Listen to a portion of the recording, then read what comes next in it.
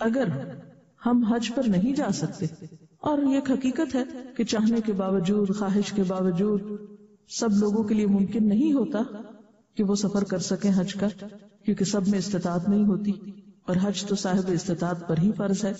تو ایسی صورت میں اللہ سبحانہ وتعالی نے پیچھے رہنے والوں کو بھی نیکی سے محروم نہیں کیا. لہذا ہم سب ان اعمال کے بارے میں اچھی طرح جان لیں جو خاص طور پر ان دنوں میں کرنے چاہیے.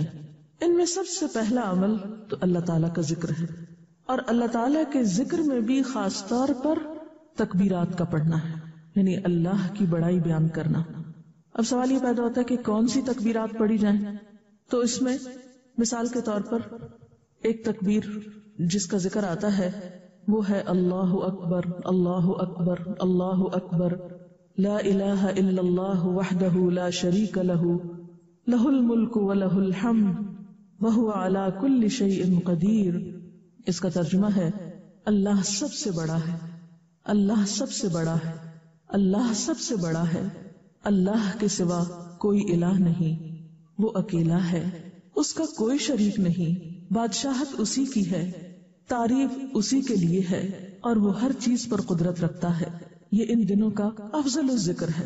اسی طرح ایک اور تکبیر بھی ہے اللہ اکبر اللہ اکبر لا الہ الا اللہ واللہ اکبر اللہ اکبر وللہ الحمد، کہ اللہ سب سے بڑا ہے، اللہ سب سے بڑا ہے، اللہ کے سوا کوئی الہ نہیں، کوئی معبود نہیں، کوئی عبادت کے لائق نہیں، اللہ سب سے بڑا ہے، اللہ سب سے بڑا ہے، اور سب تعریف اللہ ہی کے لیے ہے.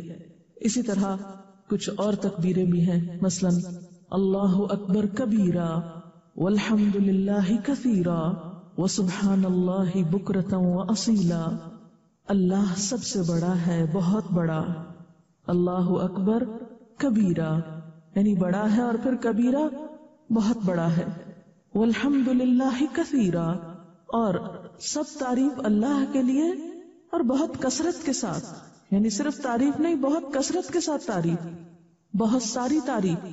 وسبحان اللہ، اور اللہ کی پاکی، یعنی میں اللہ کی پاکی بیان کرتا ہوں، بکرتم و اصیلا، صبح بھی اور شام بھی، یعنی دن رات میں اپنے رب کو یاد کرتا ہوں. تو خصوصی طور پر یہ تکبیریں ان دنوں کا افضل عمل ہے.